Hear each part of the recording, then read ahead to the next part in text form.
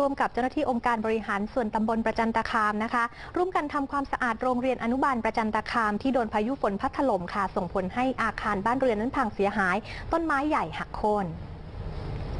กำลังพลสังกัดกองพลทหารราบที่ 2รักษาพระองค์พร้อมด้วยกำลังพลสังกัดมณฑลทหารบกที่ 12และเจ้าหน้าที่องค์การบริหารส่วนตำบลประจันตคามร่วมกันช่วยกันทำความสะอาดโรงเรียนอนุบาลประจันตคามอำเภอประจันตคามจังหวัดปราจีนบุรีซึ่งได้รับผลกระทบจากพายุฝนพัดถล่มทำให้ศาลาอเนกประสงค์นั้นพังเสียหายทั้งหลังนอกจากนี้ต้นไม้ก็ยังหักโค่นทับอาคารเรียนโรงเรียนที่พาดนั้นพังกับเสาไฟฟ้าจนหักโค่นล้มลงมาค่ะ